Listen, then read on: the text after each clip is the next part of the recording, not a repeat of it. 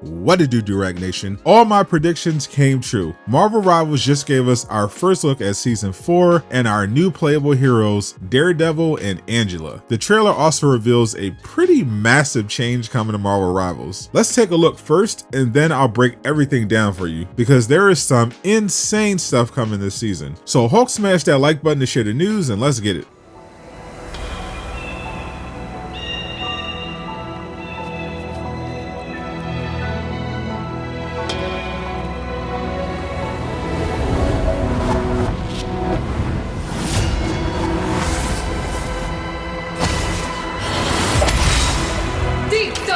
Guardian of the 8th city, surrender to the hand of heaven.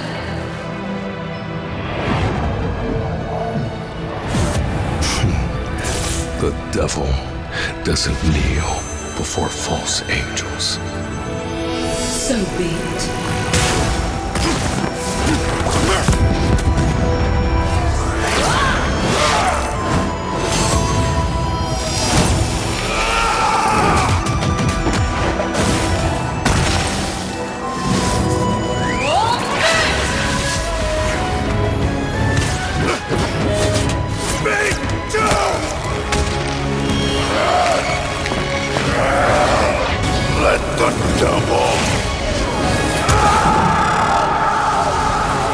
You are not the only one without fear!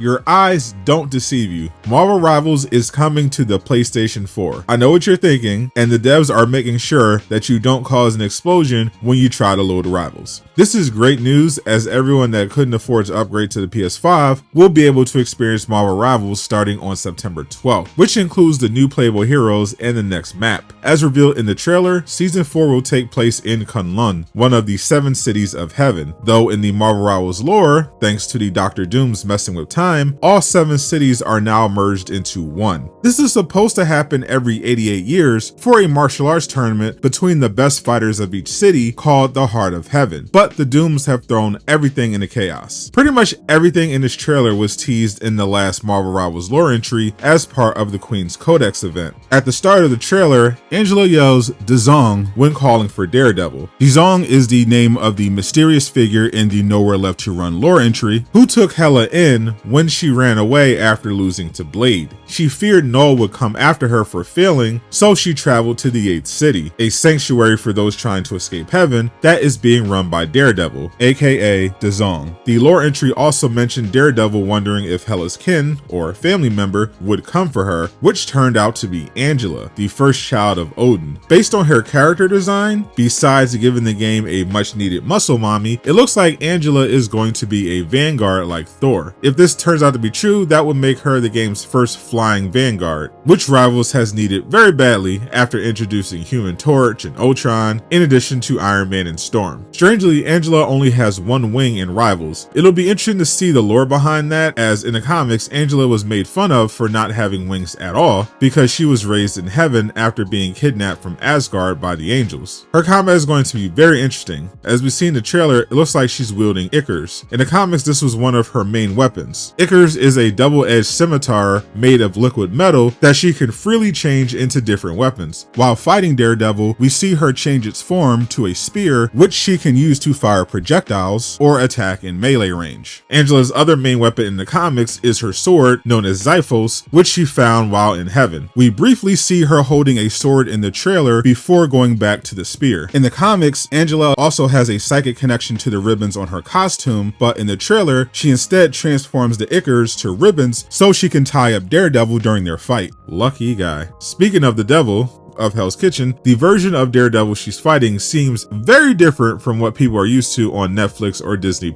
He's much more powerful, considering he's capable of going toe-to-toe with an Asgardian. This is likely related to this devil theme they're going with for Season 4. I predicted this version of Daredevil Marvel Rivals chose could be from the Shadowland comic, where he became the leader of the Hand and was corrupted by the Beast, a demon worshipped by the Ninja Clan. This would explain how Daredevil is so strong, where those devil powers he showed off came from, and why he went to the 8th city looking for redemption. It's also possible he got this power inside the 8th city. Historically, it was a prison realm used to hold demons that were a threat to heaven. We also briefly see one of Hela's crows inside Daredevil's aura, so it's possible she gave him some power in exchange for protecting her from Null and Angela. Matt also invokes the power of a dragon that looks like Shou-Lao, the famous immortal dragon of Kunlun and the source of the Iron Fist powers. But during the final clash at the end, we see what appears to be Shou-Lao in the background with a different dragon powering Daredevil. So this could be the Rivals version of Cheong Tong, the brother of the Dragon King, who once tried to destroy Kunlun. Cheong Tong is also the one responsible for turning Shou-Lao into the immortal dragon as a punishment for harming his sister. Either way, Matt got a big power boost since leaving New York. To counter Daredevil, Angela summoned a tiger, which could be the tiger god most famous for powering the amulet used by the White Tiger. While having a new Vanguard on the roster is always welcome, I'm having a hard time picturing Daredevil as anything other than a duelist. It's not like he can heal his teammates by kicking them or swinging his billy clubs around, but at least we aren't going to have double DPS again like in Season 3. It'll be more like Season 2. One Vanguard, one duelist. And yes, I count Ultron as a duelist. He's not a healer. But the devs have promised to prioritize adding new Vanguards and strategists going forward.